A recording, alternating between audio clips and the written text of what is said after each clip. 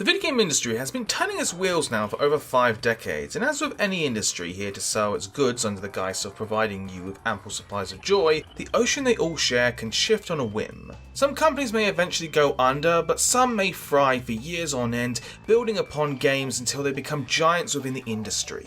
One such developer that fits this bill that I followed quite closely over my many years is that of Naughty Dog. Founded under the name Jam Software in 1984 by Jason Rubin, Andy Gavin and Mike Goyette, by 1989 they would be known as Naughty Dog to the world and go on to attract hundreds of employees who would help to create a number of critically and commercial successes throughout a variety of genres including platformers, racers and third-person shooters. By 2001, Sony Interactive Entertainment would go on to acquire the studio, leading to the creation of some of their biggest system-selling games over the next 20 years. Like I said, I've kept my eye on them for a while now, and I figured with this many years of experience under my belt, I may as well crank the wheel and create my own product for you all. Completely unique and not at all relying on other people's works. And I have the gall to mock Funko Pops. So today we're going to look at 16 games they developed as part of the Crash Bandicoot, Jak and Daxter, Uncharted and The Last of Us series, and divvy up which of them are some of gaming's finest and which ones we have a habit of forgetting they exist. Now, a good number of you will point out the obvious that Naughty Dog / Jam Software didn't just sit on their asses for the first 12 years. During this period we got such awe-inspiring games as Kef the Thief, Way of the Warrior and Rings of Power. Okay, to level with you all, I've played all Naughty Dog games post 1996 multiple times, while all those before then, I have not played even once. Now yes, I could go through the trouble of hunting them down via emulators, what have you, but honestly, I'm just not the best when it comes to judging older games past a certain point. Plus, from what I've heard, even those at Naughty Dog who worked on the games themselves don't even look too fondly on some of these titles. Still, if you happen to be one of the few people to have actually played some of these older titles, let me know in the comments what your thoughts on them are, and whether you think they actually top some of the picks that did make the cut. With 16 games across 4 different franchises, we'll be looking over how well they defined their chosen genre, what wondrous locations and fascinating stories we got to be introduced to, and how much innovation Naughty Dog brought to each of these titles. A word of warning to those of you that can occasionally take these lists a little too seriously. Of all the ones I've done so far, this is where you're probably going to most likely see a few of my own personal biases creeping in more often compared to my more calculated decisions. While I am basing some of my overall opinions here on the remastered versions to have come out over the years, remakes will not be considered, whether because of certain gameplay reworks or just that I'd rather you all not have to wait any longer for this video to be out. Caution, I will be lightly spoiling some of these titles, but I will try to avoid some of the more shocking twists to be found in them. And finally, I'm just going to drop this on you all early. Naughty Dog is a company that I'm not bound to by any contracts or anything of the like. So when they screw up, like actually screw up and not just took their story in a direction you maybe didn't like, I'm not going to mince my words, otherwise they would simply make the same mistakes again. With all that said, let's take a look back at some of the industry's best works as we cover the worst to best Naughty Dog games from 1996 to present. Alright, Nate, just pretend for a minute that I don't really care about any of that stuff and cut to the chase, would you? Man only interested in the climax. He must be a real hit with the ladies. Never had any complaints. Okay then, I'll jump to the good part, just for you. Ho ho ho. Huh? El goddamn Dorado.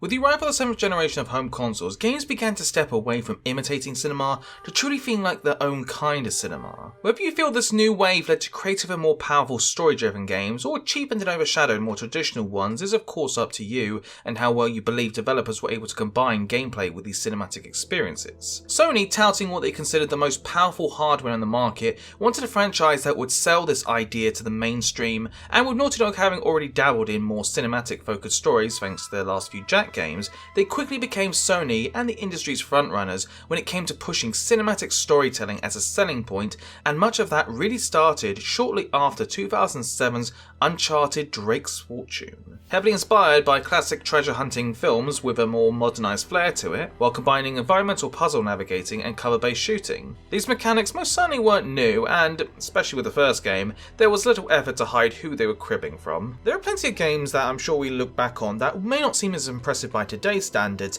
but were quite impressive for the time they came out. But if I'm honest here guys, both while Uncharted was being hyped up and even after I had completed it, I couldn't help but feel a little underwhelmed at what was Naughty Dog's next big IP. Knowing now what the series would amount to, Drake's Fortune, unfortunately, to me feels like a test run till they figured out what they needed to really give it its own identity. I can't say there's any particular level mechanic that hinders the game, but sadly I find little that springs any raw emotions other than a few of the more spookier chapters towards the game's climax. The adventure to find the secrets to El Dorado is one that starts us off on a trail only to spend a huge chunk of the middle wandering around almost aimlessly as we happen upon clues until we stumble back onto the trail. Amy Hennig, the game's creative director, is of course a standout talent within the industry and look forward to seeing her getting to utilise those talents once again. But this is not her finest work. Nolan North, Emily Rose and Richard McGonigal all feel in tune with their characters even this early into the series, but a lot of their characteristics feel counterintuitive to what we know of them even when you ignore the later games. Whether it be Drake's sudden defeatist attitude, Sully's less than fatherly relationship, or Elena's overconfidence to outlive any threat they go up against. As I said, the combat, while not broken, just lacks the freedom to maneuver the battlefield that the series would only continue to build upon with each consecutive title. While climbing we do get can feel too hand-holding mostly, and has little surprises waiting for us. Now I will give credit where credit is due, that while some feel differently, I really enjoyed the jet skiing sections. Okay, hold on, let me rephrase that. I really enjoyed driving up to the monastery. Also, really damn good realistic water for 2007. The chapters, The Bunker and Unwelcome Guests, while short, also deserve mention for the really creepy atmosphere. And I kinda wish that this was the game that Naughty Dog were remaking, just to see how they would handle these two chapters today, and hopefully them being expanded upon. I'd also be foolish to not mention one of the few things that did start out baller from the start,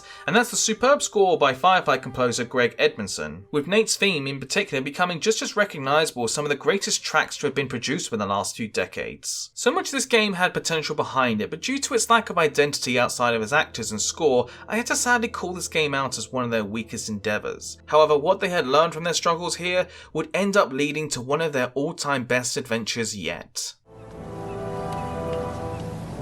Sorry you didn't get your story. That's alright.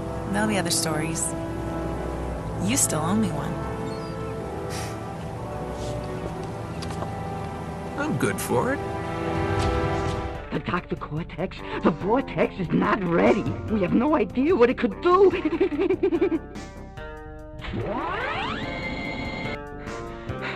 Failure again. Capture him! It is truly a struggle for me to place the game that started my gaming journey off near the very bottom of this list, but while this may be a flawed game by today's standards, there are still plenty of appealing aspects to it that still make it the classic that it was at the time of the PS1. The first Crash game gave us a simple level-to-level journey featuring memorable hurdles to overcome, from running away from boulders, to riding hogs, to scaling castle walls, to accurately landing on planks on a number of interconnected bridges.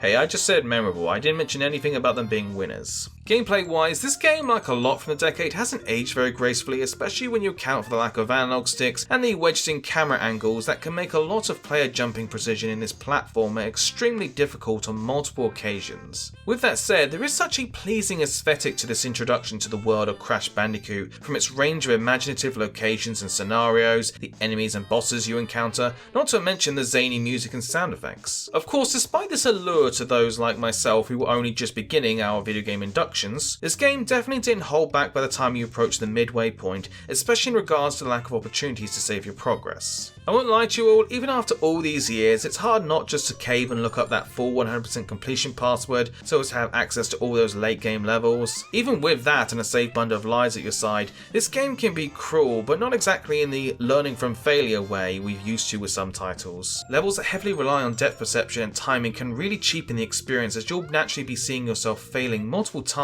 just to have a better understanding of which obstacles are lined up with one another, leading to eventually losing what little lives you've scavenged, forcing you to likely redo multiple levels just to get it right this time in hope of trying to beat the late game bonus levels without dying. The linear progression also means little options other than to go back and mine for lives and or to try and obtain gems. Plenty of games from decades ago do find themselves getting a reputation for being purposely too hard for the sake of longevity, and while I can't speak on my own personal take on those games as I haven't really played many of them, Crash Bandicoot does ask a lot from you, especially if you dare to go for that full 100% completion. The game's early 3D polygon look, while not the smoothest given what little experience the industry had at the time, can really spur those nostalgia endorphins just from the colours and animations. Of course, one often has to remove the rose-tinted glasses and really look at the cracks that have only gotten worse with time. Sadly, Crash Bandicoot has a good number of them when it comes to being a platformer, but I do believe that everything aesthetically still holds merit today and did give us something wildly different compared to the competition.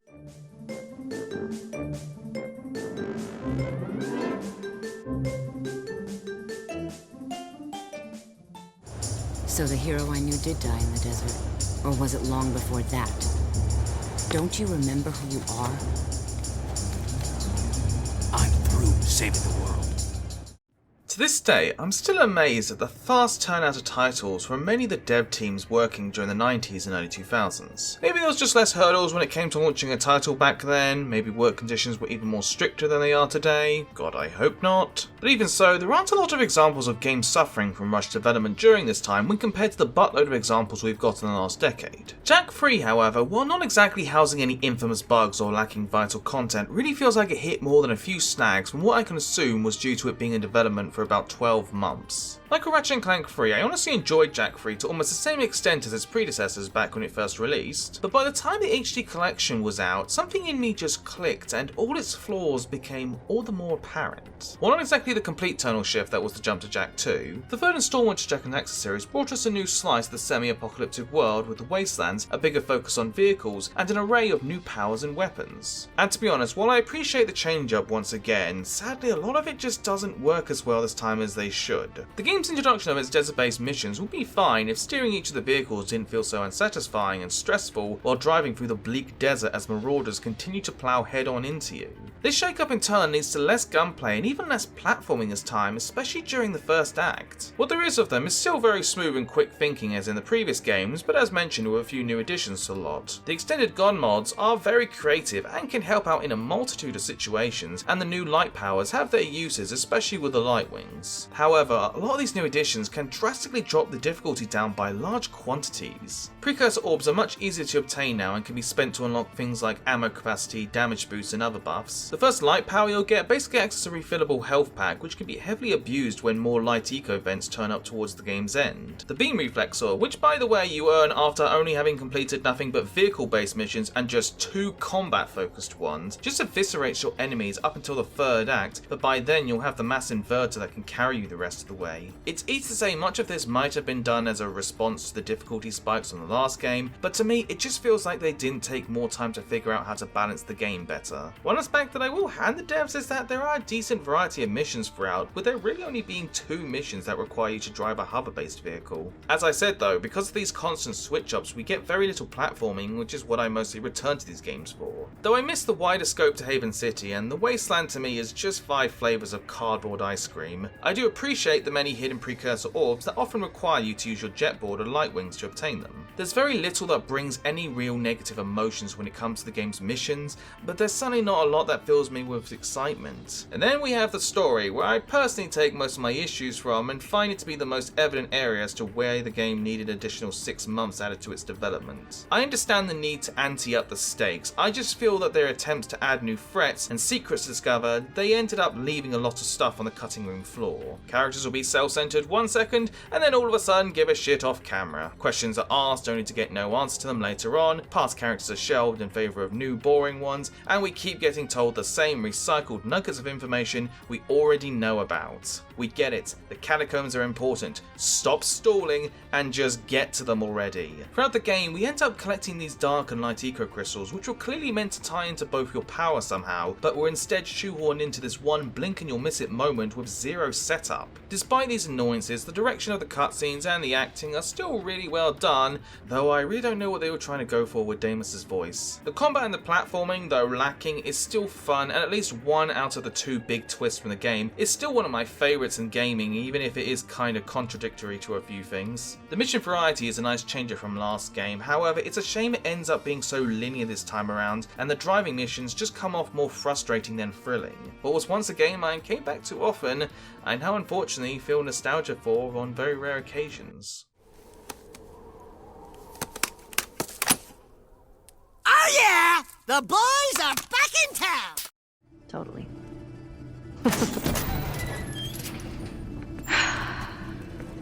Are you kidding? Told ya. A very debatable addition to this list, as some of you likely consider The Last of Us Left Behind as merely DLC and would likely see it either have been left out or be coupled together with the mainline game. But seeing as it can be bought standalone, I figured it should be considered on its own for this list. That said, it is a short game and average about 2 hours, and whenever I am replaying The Last of Us, I do usually switch over to Left Behind when it syncs up with the mainline story. As it is, Left Behind isn't exactly a vital piece of material that completes The Last of Us and only really ties into the comics, but it does set up a few character tidbits for Ellie and gives us a much more clear idea of her past and those involved. Set during one night back in Boston, weeks before Ellie's journey with Joel, along with flashing forward till right after Joel's temporary sick leave, the latter story is very straightforward, having us just searching for medical supplies while doing what we can to fend off infected and bandits. Unfortunately, these parts offer very little that the main game doesn't already cover, with the slight exception being to a few puzzles and a few encounters that allow us to use both adversaries against each other. The lack of any new equipment or weapons is a bit of a letdown, but the environment still contains a handful of disturbing stories hidden throughout. The real heart of this game, and the reason I feel the need to keep returning, is the story we see unfold between Ellie and her best friend Riley, as the two have one last night together to find what joy they can out of what has been left behind. It's clear that this was where the majority of the focus was planned from the start, and that the time jump was most likely done so as to allow for more tense gameplay to cut in naturally without disrupting the two story. Considering the similarities between the locations to both stories, I do wish we saw some clear bleed over in them, whether it be between the transitions or just overall themes. The chemistry and banter between Ellie and Riley is really captivating, even if it is a short amount of time we spend with them. The activities they take part in help to really show us Ellie at her most relaxed, but also at her most confused as she tries to figure hers and Riley's relationship out and what their futures hold for one another. And that's about all I got. Like I said, it's a very short game that doesn't do much of anything to change up how we play, but it does give us a chance to let our guard down in this dark and deadly world. If we are calling it a DLC, it's still a very significant one for its story alone, even if we don't get any new toys to play with. Okay. First, I'm gonna destroy you. And then we'll talk. Many eons, my evil twin, Uka Uka, has been freed from his underground prison. Long ago, I locked him there to protect the world from his malice. Now, free once again, he must be stopped. There are many video game series I've come across that I instantly know which game among them are my favourites right off the top of my head. Mario, Zelda, Sonic, Final Fantasy, Kingdom Hearts, the list goes on. On rare occasions, my opinion can flip over time, and in the case of the mainline Crash series, I tend to switch between Cortex Strikes Back and Warped almost every couple of years now. Now, Crash Bandicoot Warped, or just Crash V if you like, doesn't nearly take as many big leaps from the second game as it did from the first, but if the formula works, why change after only one entry? The biggest difference we do get is the time travel theme of the game that has us visiting different cultures throughout time, which, like with Cortex Strikes Back, will have each one come with some sort of unique mechanic or structure to them. The prehistoric levels will always have you running from Triceratops, the Great Wall levels will have you riding Perez Coco, and the Egyptian levels almost always have you avoiding traps and rising water. For the most part, I do like this change up in the franchise, as I felt like there are a few too many levels in the second game could easily be seen as just remixes to themes seen in the original. Plus we get to ride a baby T-Rex this time, which is kinda cool. I'm sure there are no other platformers out there that have had us riding a dinosaur. The only problem is that a lot of these new ideas that accompany these new settings don't always work and can really drag the game down at times. The underwater levels controls feel sluggish and will continuously have you quickly U-turning when your momentum keeps going on for too long. The jet ski levels are colourful and action-packed, but is a real challenge to control, and the biplane levels, while very open, can just be a little too slow. Overall, none of them I would label as just bad, with the exception of the bike levels. These really need to be either reworked or just removed, as they can hold up your progress for far too long, as you keep on having to compete to come in first against a number of other racers, all while doing your best to maneuver around so as to keep on the road, avoiding cop cars, sinkholes and other crap. Even during the first one, colliding with one obstacle or missing one booster pad can force you to bail out so as to restart the whole level. If this was just a one and done, it'd only be a minor bother for me, but you have to struggle through 3 of these, 4 if you count the secret level. But anyways, the majority of levels are still great, with plenty of catchy, well-themed tracks that I actually think are some of the best of the series, along with inventive death animations to be seen. For as much as I enjoy the change up from the previous installment, Warp does begin to feel a bit limited in its environments, as more than a few times we get the same setting, only with the time of day or weather switched up. One new addition to the series that I always seem to forget about is the inclusion of power-ups which are unlocked after beating the boss at the end of each area. The reason why is that not a lot of the game feels different because of these abilities, with the exception of the tornado spin, I guess, which can be used to glide. This game has its ups and downs, but in the end it's still mostly anyways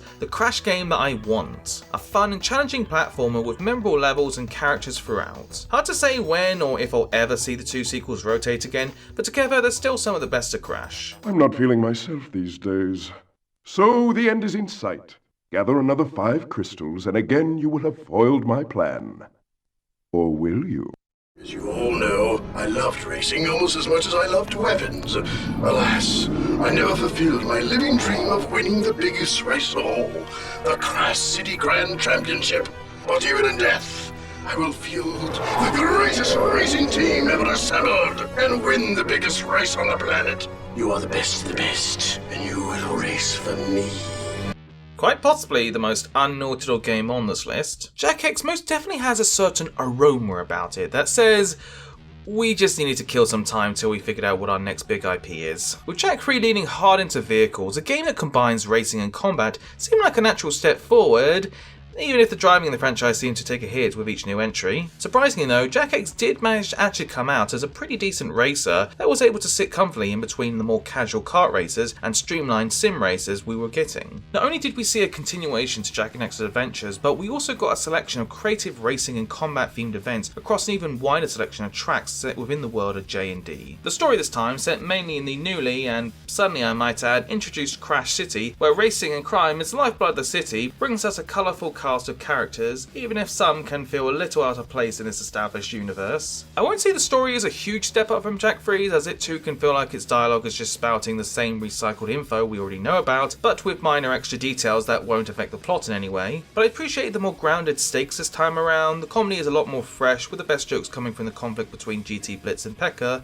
Kira gets, well, certainly more character growth this time, even if her arc jumps from 1st to 6th gear, and I just like that we get to see Jak and his friends feel more connected this time, even if we can't seem to help blowing each other up on the track. The handling of the cars feels so much better this time, with much more weight and speed added behind them, though sadly drifting isn't as smooth as that other racing game the team worked on a few years back, with there being more than a few occasions of you getting completely turned around or ramming yourself right into the edges of the track. A lot of the tracks provide enough room to handle some of this, but it is unfortunate that a lot of them don't really differentiate themselves by much. Sure, plenty of them do well enough to explore what their regions have to offer, but outside of a few obstacles and turns, I can't say I feel inspired to make a worst to best list of this game's tracks, even if I didn't fear the same kind of vitriol I got from the last racing game I tried to judge. Combat related events can get competitive fast, and as to be expected, get pretty hectic even in the more open areas. The scope of these events, like I said, have some pretty original ideas, such as Rush Hour, where you need to run into oncoming vehicles to score points, or Artifact Race, where you need to be the first to nab a set number of randomly spawning treasures. What's more, in Exhibition mode you can play up to 4 players locally, while also tweaking things like the number of laps/points to reach,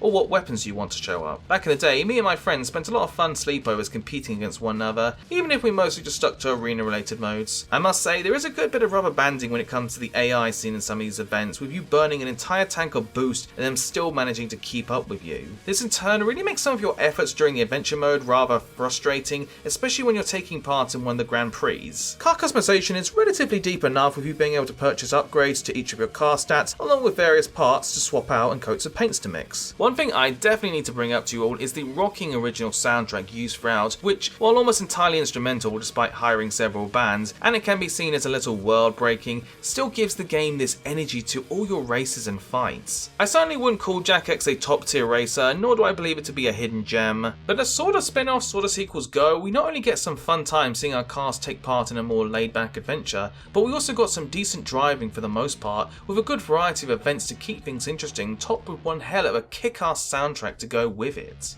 You know, I've been covering this sport for decades. Do you honestly think you can come onto my show and make me look like a fool? Well, you.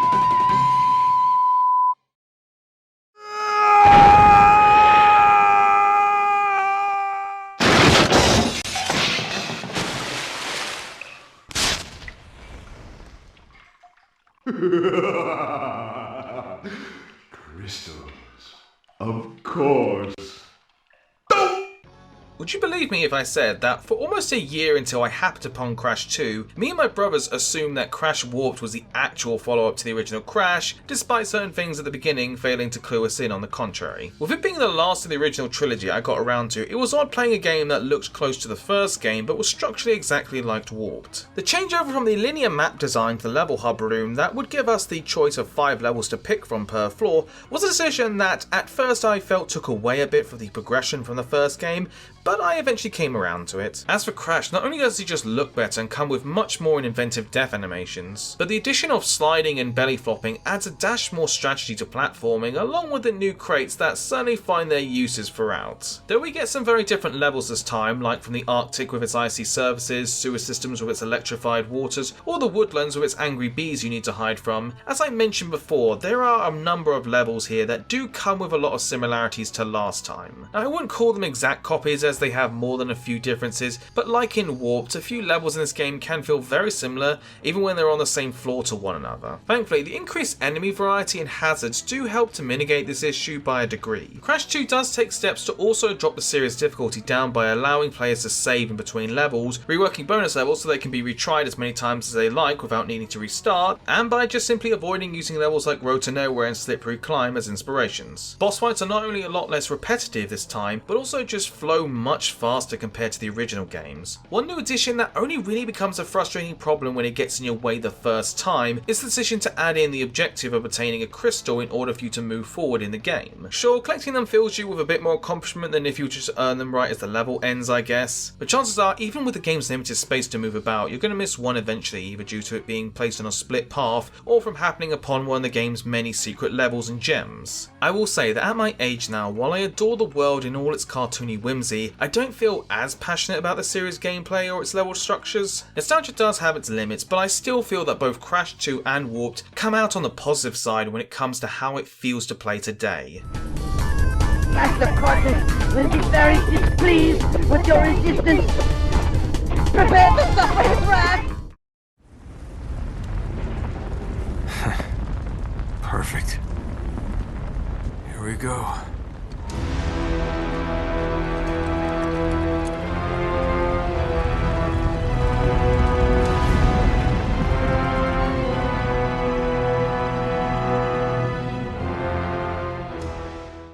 Gaming is no stranger to recycling gameplay mechanics, models, themes, narrative structures, and other core tenets that make them up. Sometimes the title gets lambasted by the community for this, whether it be Call of Duty, Saints Row, or any number of sports games produced by EA. But there are plenty of examples of games that don't even try to hide their similarities, but still manage to shake things up enough that some players end up preferring the newer entries over what they borrowed from. There was less than 24-month gap between Uncharted 2 and its sequel, Uncharted 3: Drake's Deception. All the while, the team had been significantly reduced due to Naughty Dog splitting up into 2 teams so as to begin production on The Last of Us. Though I don't think there's anything much wrong with this, there is this air of familiarity when you put Drake's Deception right next to Among Thieves. There are a few set pieces and narrative beats that feel very ripped from last time, and the gameplay remains mostly the same, but now with some improvements that admittedly Uncharted 2 would have benefited from greatly. Though I can pick out a few similarities that Drake's Deception shares with Jak 3, what helps keep this game in much higher regard in my book is how little the quality dips this time around.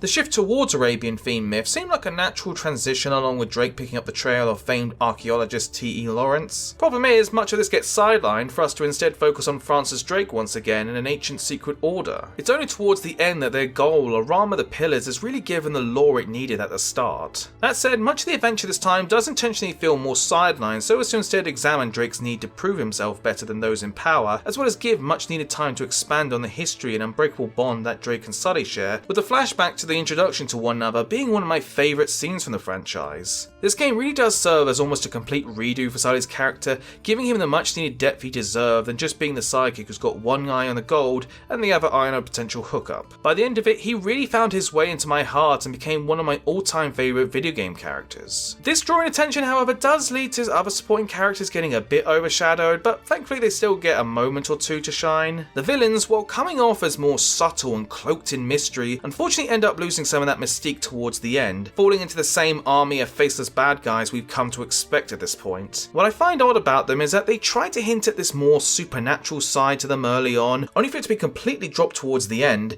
making me wonder how much of the latter side of the game was rewritten, and more importantly, why they didn't think to redo some of these out of place scenes. One chunk of the game also gets a bit of flack with the fact that while it is vastly different both visually and mechanically compared to what we've dealt with up till now, its ultimate conclusion adds little to nothing to the narrative, and we spend up to 4 chapters here until we're back on track. The game's climax, which also where the comparisons to Among Thieves really reaches its heights, just seems to wrap up way too quickly, with again little time spent absorbing the setting they've hyped up. We don't see massive steps to expand upon Among Thieves, but admittedly there's not a whole lot that could be added in given the same hardware they were working with and the limited development, but what inclusions we did get do better the experience. Hand-to-hand combat has been updated so as to include a dodge prompt, allow us to grab enemies, and occasionally have us utilise the environment for some cool finishes. You can perform above takedowns that are just oh so satisfying and allow for so much more verticality, whether it be playing while stealthily or in the middle of combat. Swimming is also introduced, but the game really only works it in during 2 or 3 chapters, which is a shame given the freedom it grants players to navigate the battlefield. One of the improvements that not many talk about in 3 is the step up in animation during gameplay, with being Nate interacting with the environment in subtle ways while simply walking, or in how the game's set pieces allow for much more player control during them. Speaking of which, the variety of environments does allow for some of the series' more creative and chaotic scenes, even if it does start to feel like they're relying on the same physics seen in a Fast and Furious movie. Something that I'd like to talk about that I sadly don't have any original footage of is that of the online multiplayer mode that eventually came to an end alongside Uncharted 2's in 2009. Considering the overabundance of first-person shooters at the time, this game's multiplayer was the perfect alternative thanks to the focus on mostly navigating its many maps in all directions so as to find the perfect spot to pick off your opponents. Other neat additions such as environmental events, open set pieces during a game's first 2 minutes to a few maps, power boosters to help struggling teams stay optimistic, relics and perks to unlock,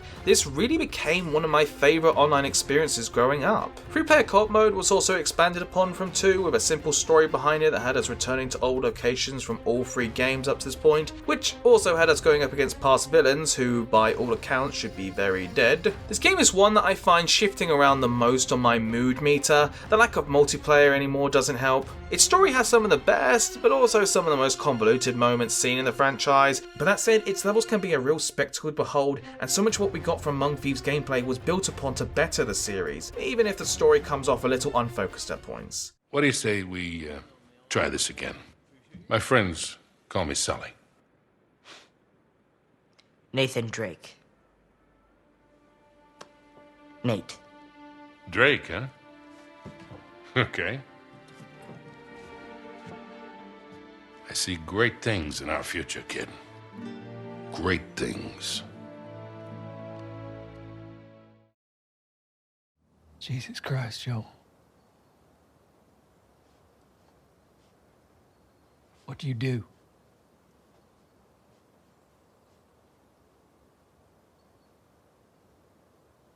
I saved her.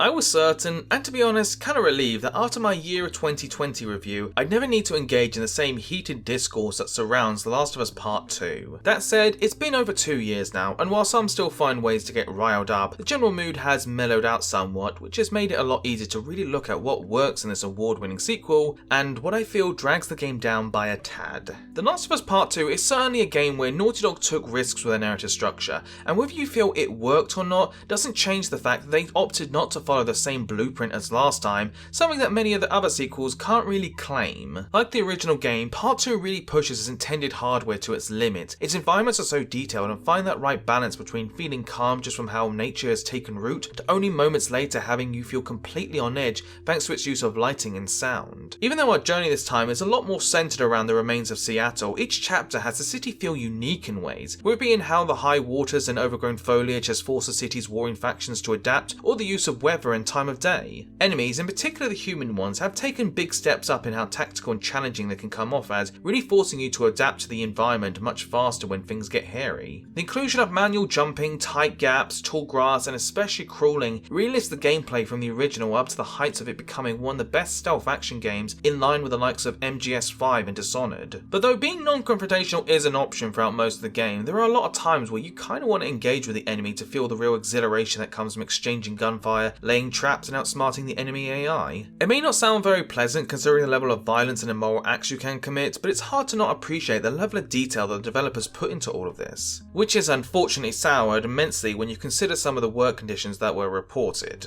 Of course though, that's not the real issue with the majority you take away from this game, instead with the focus directed toward the game's story, or stories to an extent. I won't lie, this game can a lot of times rely on shock value from its explicit violence to its sharp narrative turns, and after a while I feel like a lot of it tends to numb your senses and you don't always know how to feel. Ellie's journey last time was about learning of the suffering and darkness found in this world and us trying to escape it, while part 2 has her willingly running towards these horrors. It's not too out of place, mind you, but of course while the first game revolved around the hope of freeing the world from this nightmare, this time it all cycles back to revenge, a theme that I can't say I sympathise with as much as some others seem to. The second POV, which I'll be light on the details with, is almost a whole other can of worms as it kinda grabs you by the shoulder and pulls you into a whole other story, that while interesting does end up making the game feel a little too over bloated even for a single player game. I do like that we get given the opportunity to learn stuff about the factions and the conflict in Seattle that Ellie would most likely not be privy to, and there are enough differences in the gameplay to make a lot of it feel fresh. But while there are some moments in how both stories connect throughout our protagonist dealing with the trauma of loss, there's sadly little in how the narrative has the two's journey flow side by side, outside of a few lines of dialogue here and there. The use of flashbacks, while there to give us more context and allow us to breathe a little, does occasionally feel like it takes us out of the ongoing narrative at inopportune times. The performances and the characters are still A tier though, even if yes, some of these characters do some pretty messed up things. I will add however that Jeffrey Wright's Isaac could have become one of Naughty Dog's best villains had he gotten more than just 2 scenes. One aspect of this game that can be seen as a pro in the game's favour,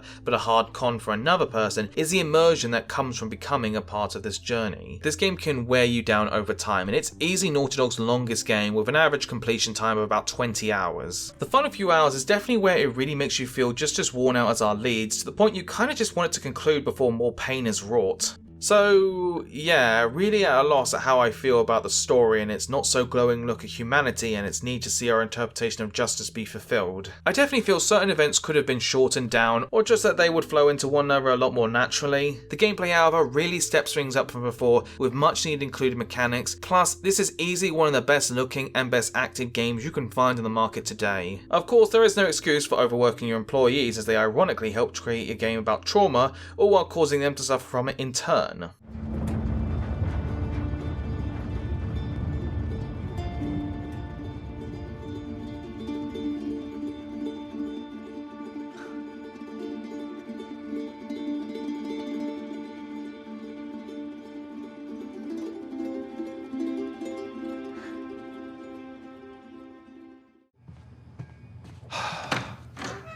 Yeah, can I help you? Yeah, I'm, looking for my little brother. It's about your height, a little bit leaner, definitely less gray in the temples. Sam? It's good to see you again, Nathan. Concluding a franchise, or at the very least your main protagonist's story, is no easy feat to be sure. Not only does this final journey need to increase the stakes, but everything that has been built up till now needs to come together, leaving our protagonist radically changed for better or for worse from their experiences. Uncharted 4 and Thief's End not only managed to break away from a good number of tropes that the series fell into over the years, but also managed to touch on themes seen in said previous adventures without feeling like it's just retreading. Add on to that the newest and biggest gameplay mechanics we've ever seen being introduced, along with some of the richest character moments seen from the cast, leading up to a finale that feels like a proper send-off that I couldn't have imagined ending more perfectly. For better or worse, Uncharted has always told its stories in ways in which there's little to no need for catch-up in order to fully appreciate its characters' journeys, outside of whether or not Nathan and Elena are still an item item. Of course, when introducing a brother into the mix on your fourth and supposedly final game, that can raise some eyebrows. Now, you know production was hectic when it gets its own dedicated Wikipedia page, so to fill you all in, Amy Hennig, creative director and writer of all mainline games up to this point, left the company in 2014, most speculating at the creative differences between her and Neil Druckmann and Bruce Straley. Whether she left out of her own accord or was forced out has only been speculated and never confirmed by Hennig herself. Her departure led to mass amounts of rewrites by Druckmann and Straley and likely forced a lot of other work to be either scrapped or reworked. This, alongside a short deadline and most likely mismanagement, led to crunch time being heavily worked in over a long period of time, eventually leading to a mass departure of staff after the game's completion. So whatever I feel about Uncharted 4's gameplay, its story, its animation, its sound, its graphics,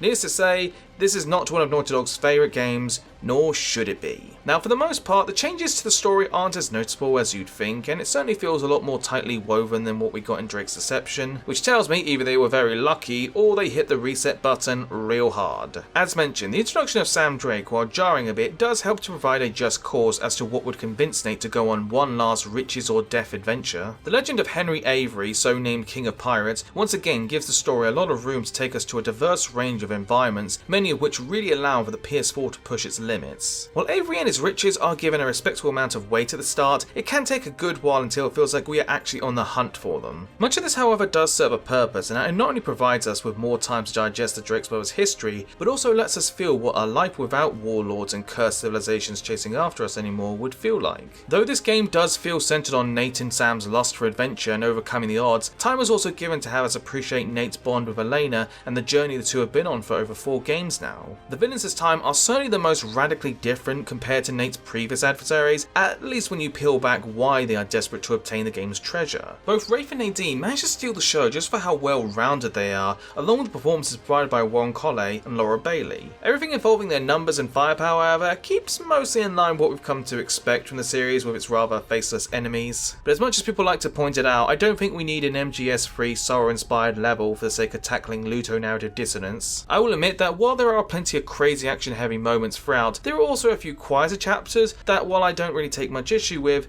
could have maybe moved on a bit faster. This is also easily the longest Uncharted by far, and I do often wish they could have maybe trimmed down a section or two a bit. With a much larger development gap between games this time, and with the PS4's hardware adding a substantial boost in both graphics and programming, combat in Uncharted was already satisfying, but here it feels like it has achieved its final form. The introduction of the grappling hook adds even more options on how to traverse both outside and during the heat of battle. Stealth has been reworked to include enemy awareness indicators alongside enemy tagging, allowing for better control when taking a more cautious approach to encounters. When the bullets do start to fly, however, it's a symphony of gunfire, explosions and takedowns. The sound design in particular deserves much credit for the kick it adds to each fight. Vehicles have been brought to the forefront for a good portion of the game. I guess it kinda keeps to the whole 4th game tradition Naughty Dog are doing. Both control well and play a big role in 2 of the game's more open chapters, in which we're given more options to explore and collect artifacts. Taking a cue from The Last of Us, notes and journal entries are also scattered about, giving more context as to how easy it is for you to lose yourself when focused squarely on finding your riches. One influence from The Last of Us, however, I'm not so down with is the music change-up we get, which is now being composed by the more mainstream Henry Jackman. Something about it just feels a lot more empty and has so little that ties into the locations or anything pirate-like. You have a level in Scotland and we don't get to hear one pair of bagpipes. The multiplayer continues much of what we got before, with the grappling hook being heavily integrated in. However, not all the maps felt as fluid as Freeze, and the inclusion of the mysticals tied to past treasures, while not the worst, can be a bit of a distraction, but not as much as the AI companions that can really sour a match, in particular the brutes who can just steamroll over anyone who catches his eye. Needless to say, I did not play this nearly as much as Naughty Dog's previous multiplayer modes. Despite the stank carried over by its development, this game still managed to raise the bar of its technical achievements. The combat and vehicle mechanics work wonderfully, and the story, while a little off at points, does all come together to provide one of the most satisfying send-offs I've witnessed in a series.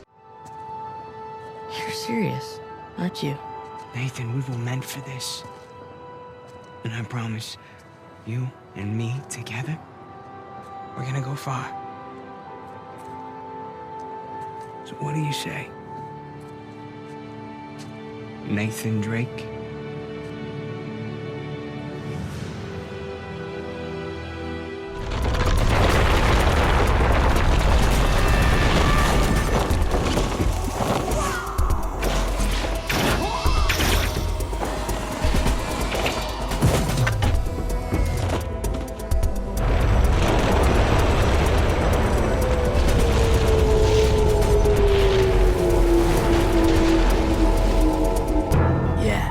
I guess you guys are in. In an age in where it seems like everyone is ready to pounce on anything that strays away from what they deem thematically the norm, I keep asking myself as to why I and so many others it seems didn't decry Jak 2 for what seemed like pandering to the ever-growing, mature audience. My own personal reasoning, I've worked it down to me either being so overstatic at just the idea of getting a sequel, which I only knew about when I saw it on the store shelves and did the biggest double take of my life, the fact that I had yet to have been exposed to the many influences used this time, or maybe it was just due to the game simply being pretty damn good. It's clear that Naughty Dog likely saw the shift in genre popularity that was being made and felt that in order to retain its player base it had to add a little fire to the mix. So they threw out the collectathon structure in lieu of a mission-based one within an open world, kept its platforming gameplay unchanged while balancing it out more with vehicle and combat gameplay, and gave the world and its story a bit more of an edgy slant to it. Okay, maybe more than just a bit. I will admit this was a bit of a hard hurdle to get over. As I said, this game should have gotten to me. It should have been my DMC Devil May Cry. If I were to say what kept me from descending down this path, it would be Naughty Dog's unwillingness to remove Jak's legs, so to speak.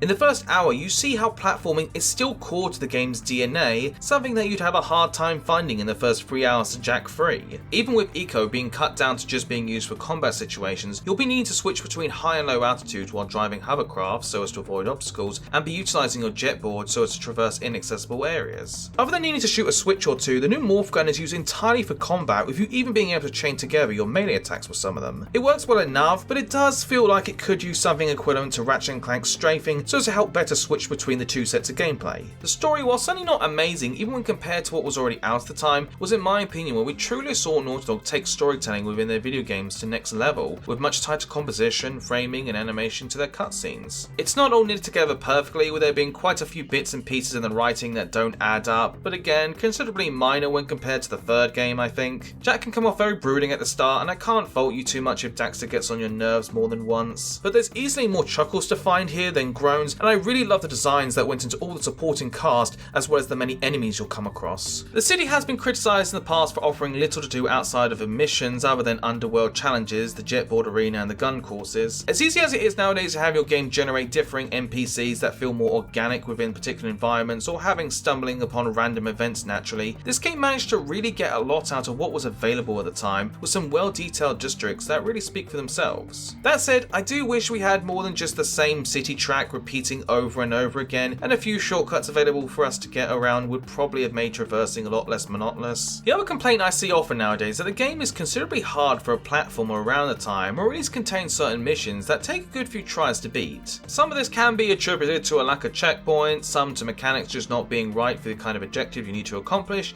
and some just need a complete overhaul. Even after almost 20 years now, there's still a handful of frustrating moments that can really kill your momentum. I always like to think that somewhere out there is an alternative universe where Jak and Daxter 2 was made, where it kept the same world and collectathon structure already established. Maybe it became known as one of the console generation's best, or maybe the franchise keeled over like so many others they only got so far. Either way, what we got was still a stellar platformer that managed to work in both driving and gunplay mechanics fairly well, and gave a new shining example of game designers finding ways to push cinematic storytelling in video games even further.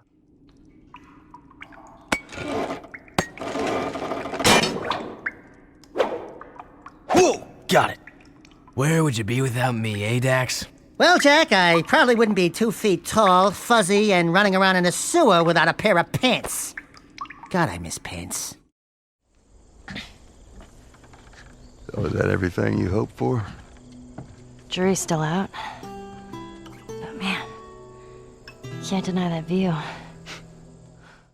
The apocalyptic /zombie /survival genre has not been a very uncommon setting for many decades now, from books to films to TV shows and of course video games. A common approach we see often nowadays is to simply pivot these concepts to introduce new ones, which can then in turn become influential media themselves one of these days. The Last of Us is a game that, from far away, looks pretty standard, but up close brings together these familiarities and finds ways to have them work with the medium of video games for the most part. These types of games are certainly more well known for their action and horror elements, but a lot of attention in The Last of Us is focused on the relationship of its two leads, Joel and Ellie, and how the world and its remaining inhabitants have evolved, or in some cases de-evolved. When we're not sneaking past infected or being set upon by bandits, the game takes its time to slow down and have the two discuss life before the outbreak, along with us finding notes, many of which recount the likely final days of those who did what they could to survive. The way that nature has consumed so much of the world, from the flooded streets to the overgrown buildings, really helps in preserving the beauty yet oddly unnerving feeling that comes from this world. To summarise, much of the gameplay can be seen like it leans too much into Uncharted's cover-based gameplay, but on top of stealth playing a more important role here, especially when infected stand in your way, we also have crafting bombs, molotovs and shivs, all while having to utilise what limited ammo and resources we have available to us. The increased gun sway and feedback to being hit can be a big deal breaker for some, but I personally feel that it helps increase the tension to fights, plus weapons can be upgraded to help mitigate these hurdles later on. The story flows in a way that with each location brings new characters and circumstances that end up serving as a lesson for the characters about the world and their relationship with one another. The game's ending is especially one that people today still talk about due to how emotionally confused people feel over it,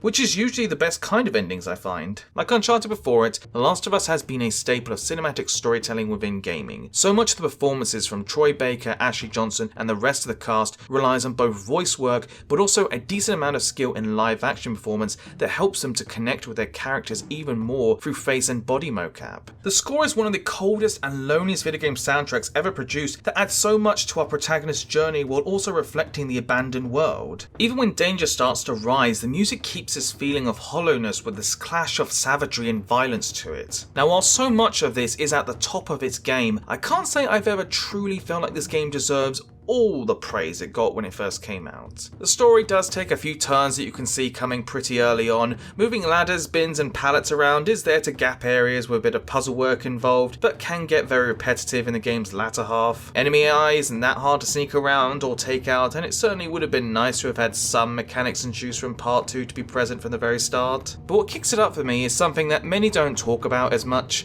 and that's the online multiplayer. While I adore Uncharted's online multiplayer for its mobility, and technically yes, there was more content made available for it, here so much of what works in single player transitions over so well, with it becoming such a unique multiplayer experience. Stealth, patience and strategizing is highly important throughout all game types, as engaging head on in open firefights is likely to have you at a steep disadvantage and have you at the mercy of someone's knife. Weapons are powerful but short on ammo, so seeking out supply boxes and collecting resources to craft items becomes a second objective that many will also fight to reach. While they only ever released 3 game types, they all felt immensely tense. The only one I wasn't a bigger fan of was Survivor, for how long it could be dragged out when players prefer to just hide until the enemies dared to make a move. I'll also add that while I like that we could customize our playstyles with what weapons and perks we had equipped, too many of the DLC weapons felt way too overpowered, with many players certainly picking up on this. The resource system that would have you collect and lose survivors based on how much supplies you managed to earn added to the need to win, but could be very unfair whenever a loss of connection or players befelled your match. Still together, both single and multiplayer helped to start a series that may not be all that original or beloved by everyone, but certainly left its mark on both myself and the industry, thanks to well-rounded characters, a really gripping story, and decent gameplay surrounding it. You have no idea what loss is. Everyone I have cared for has either died or left me. Everyone fucking except for you. So don't tell me that I would be safer with someone else, because the truth is I would just be more scared.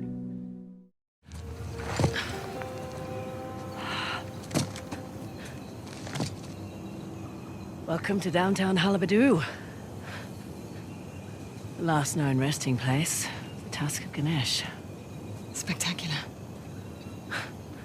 Over the last decade, I keep seeing more and more players who seem to really hinge a lot of their single player game purchases on how long it can last for. Even if they don't end up finishing it and go back to playing whatever multiplayer focused game they've sunk 100+ hours into. Not that there's anything wrong with that. Like with Jack X, Uncharted The Lost Legacy does have the feeling that it was made so as to kill time till development of The Last of Us Part 2 had kicked off. Plus, they just worked their asses off on Uncharted 4, so maybe reusing a few lines of code could be excused here. The idea of shifting the focus from Nathan Drake to arguably the two most interesting supporting characters who just happen to be female is a sensible one at that. Chloe Fraser, who had already proven that she was more than just a gender-flipped Nate, would give us an opportunity to explore how she became so focused on just taking home the prize. And while Nadine Ross didn't get a whole lot of screen time during A Thief's End, it was clear that she had her own expectations put upon her. The pairing of this two is so perfect, with some of the best witty banter seen in the series from the two. Not only do we get to see the relationship grow from mere stubborn partners to actual friends who share personal regrets, but the legend surrounding the tusk of the Hindu deity Ganesh even finds itself thematically working its way into the two's intertwining struggles. With its light-hearted bonding moments and activities like photography being introduced,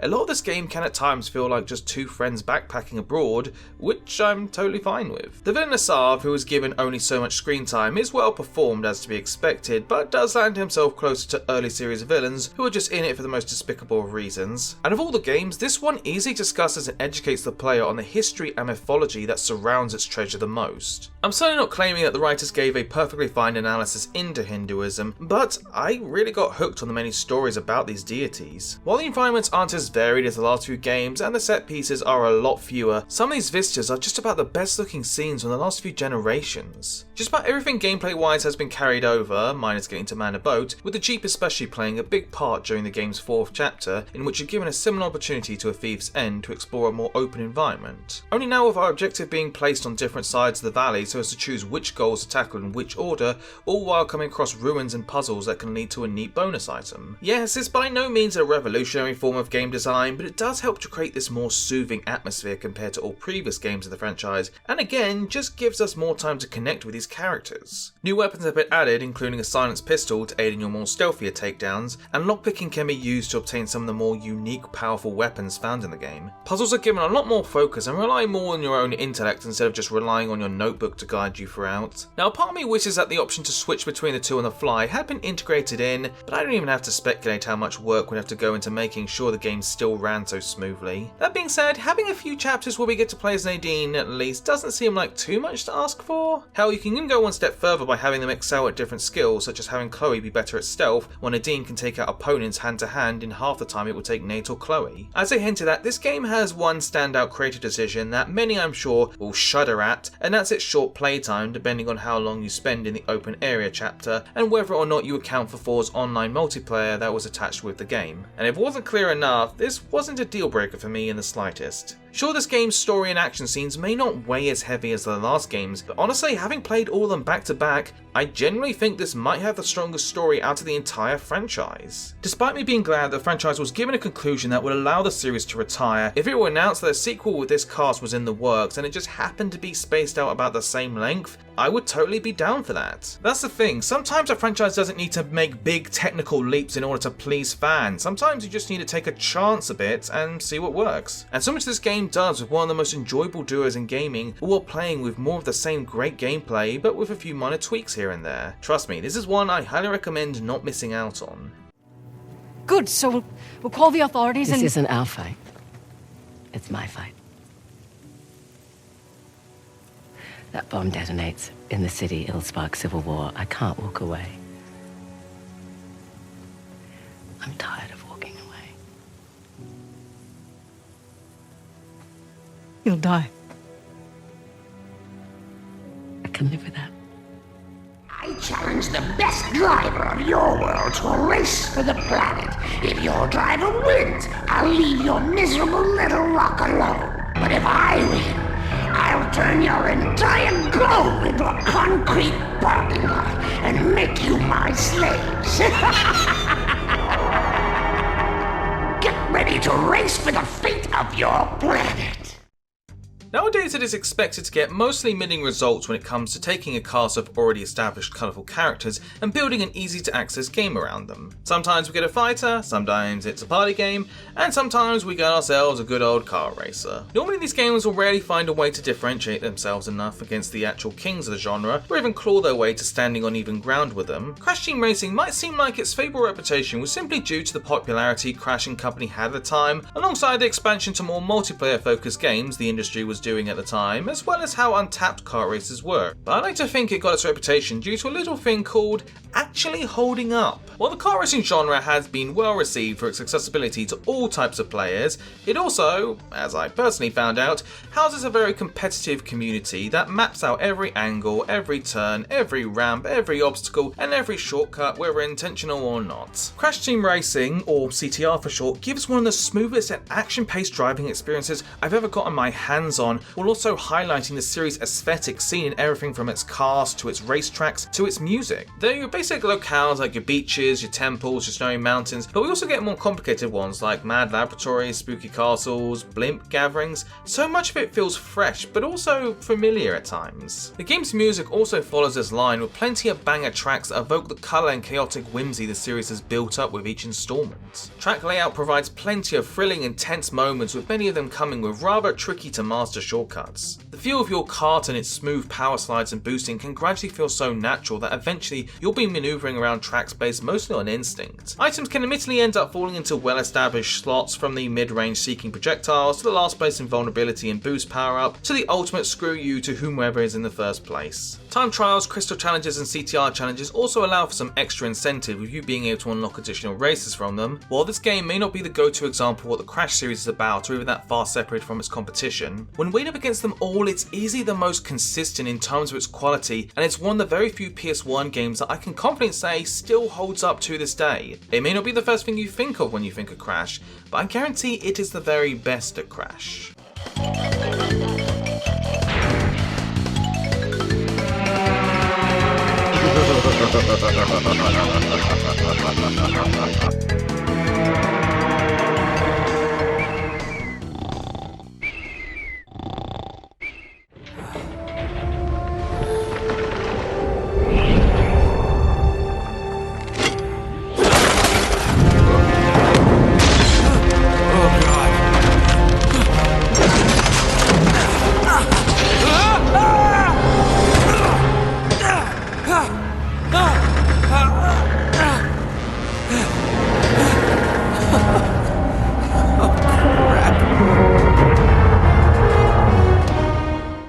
Talk about setting the bar at an all-time high. There are plenty of enjoyable basic stories within video games, and there are also plenty of ones that will go completely off the rails. Uncharted 2 Among Thieves is very much the perfect example of a story that is accessible to just about everyone, yet it still knows how to provide us with gripping scenarios, charismatic characters with snappy dialogue accompanying them, all while we climb and shoot our way through some of the most unique environments and set pieces to appear in the classic treasure hunting genre. Even back then, when we had no idea how far the series would be taken, comparing Uncharted 1 to what we had now felt like seeing a sports car that could only go up to second gear with all of its tyres half inflated finally getting the tune-up it deserved. With the story centred around the fabled city of Shambhala and the Chintamani Stone, it invited the opportunity to explore a culture and region that we don't see in most mainstream treasure adventures. Not only do we feel this in the much detailed and breathtaking structures, but also in the game's soundtrack that still echoes in my mind when I think of this game. The choice of camera position can really help add to the scope to many of these environments, would be there to help really kick in the aquaphobia or to highlight the spectacle action on display while we're still in control. To me, stuff like this is where the comparisons between filmmaking and game design should be focused on the most, instead of trying to capture that cinematic flair by just relying on super realistic mocap performances played by recognisable actors. Not only do we get the introduction of Chloe Frazer, one of the funniest and well-rounded characters from the series, but the original cast as well feels so much stronger this time. So much of the relationship between these characters throughout their exchanges with one another just clicks into place so much more perfectly quickly and really contains so many great jokes amongst them. Harry Flynn makes for a good scummier reflection of Nate, and while Lazarevich is an 80s action movie villain but on steroids, you just feel this wave of intimidation when he and Drake come face to face for the first time. The combat has kept its core third-person shooter mechanics of hiding behind cover and moving about whenever things get too dicey, but not only do we get a lot more room to move and climb about so as to have an advantage in most situations, but there are many times where you can use stealth to pick off a whole bunch of enemies before the turrets get pulled out. Now sometimes we get creative sections like with a locomotive that allows for us to move about on top of a train cart, inside of one, or just hanging off the side of it. However, there are a few bothersome times where there's just really little room and options on how to move forward, besides timing your shots right and taking out the more deadlier enemies first. It's better than the original game for sure, but it's still a few games away from being perfected. I won't go over too much the multiplayer, as many of the positives I had about the third game can be found here as well, or could have been given the lack of servers now. My only real problem with it was that while many of the maps were well detailed, having them be symmetrical down the middle for the sake of fairness could get very confusing when trying to get your bearings and just didn't feel as good parkour wise. For a game that is now over 13 years old, you'd think there'd be more cracks around the edges or animations and textures that just look so out of date by this point. Granted, yes, I am playing the HD remaster, but I really feel this game has managed to stand the test of time with its still fun and action-packed gameplay, incredibly detailed environments, and a story that you just love to get swept up in. I sure hope you know what you're doing. I don't have the faintest idea. Good to know that some things just never change. Okay, let's go. What? Oh, no. You're not coming with me. Nate, shut up, okay? We have a train to catch.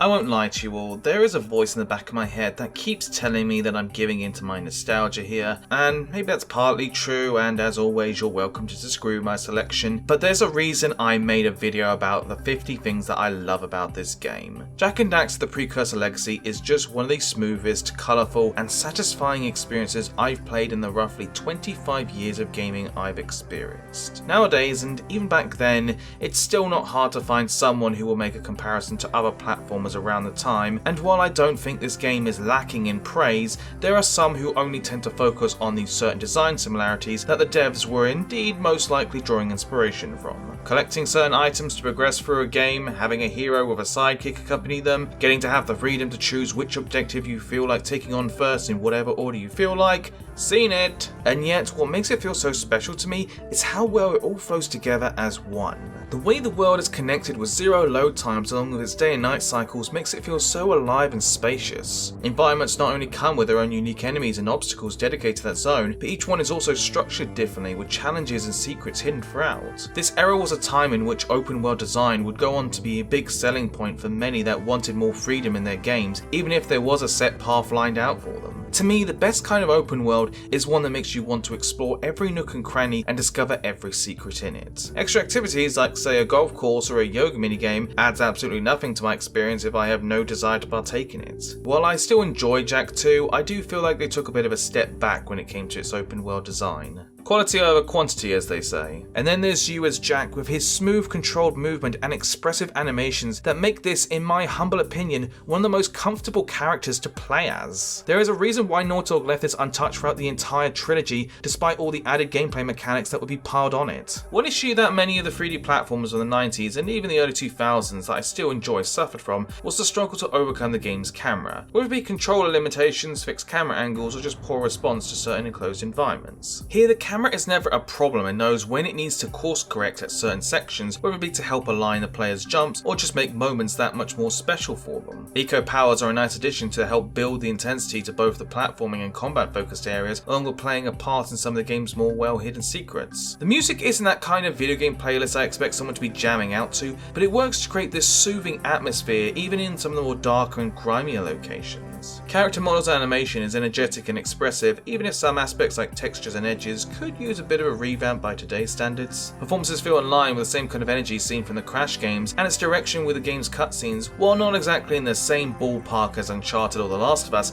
is still good for what we got at the time. Some will definitely critique the game's only mid-level difficulty along with its short playtime even for the time it came out at. I currently give a counterpoint to both of them, only that there's nothing wrong about a game playing it easy, and that so long as the game doesn't dip for long stretches, you'll likely feel the urge to return to said game more often, especially when you know that you're less likely to drop it due to it being stretched out for too long. Something even other games I've played, both great and mediocre, keep running into nowadays. This game is number one here not because it left its mark on me, but because it brings together all the best aspects from Naughty Dog over their lifetime. A world that is both aesthetically pleasing and pushes technical boundaries, a story and cast that manages to really capture your heart, and gameplay that is just straight up fun. Like I said, of all my lists, this one I feel should be taken with a grain of salt, as it's certainly hard to not let nostalgia cloud you from a game's flaws. A while back during the last day at a gaming convention, me and some friends just chilled out at the retro gaming area and got to recommend a few games we hadn't gotten to play growing up. No surprise I recommended Jak and Daxter, and while my friend didn't exactly play it for long or play it in a more relaxed environment, he clearly wasn't falling head over heels like I was 20 years ago. I was admittedly a little frustrated at first, but after the day was over, I just reminded myself that even your closest friends with similar likes and dislikes aren't guaranteed to feel the same magic that has stayed with you to this day. Naughty Dog is most definitely not a perfect company, and I really wish both Sony and fans of their games would stop projecting this best of the best image onto them so that we don't have to expect any more of this to come out. What was once a team made up of 3 preteen game-loving programmers lasted long enough to become one of the industry's most recognizable developers, employing over 700 workers,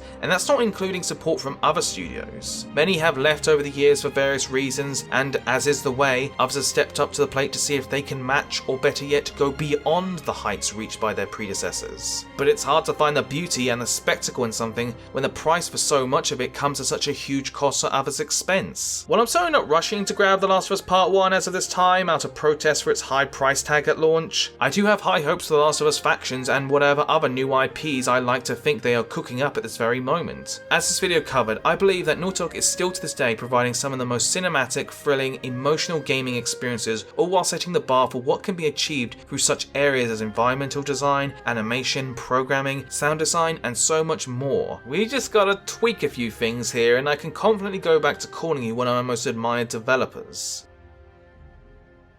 Thank you all for watching. It really means a lot to know that you held on to the very end and have been more than patient these last few months. Are there any Naughty Dog games that you adore? Let us know in the comments. Take care all, and till next time.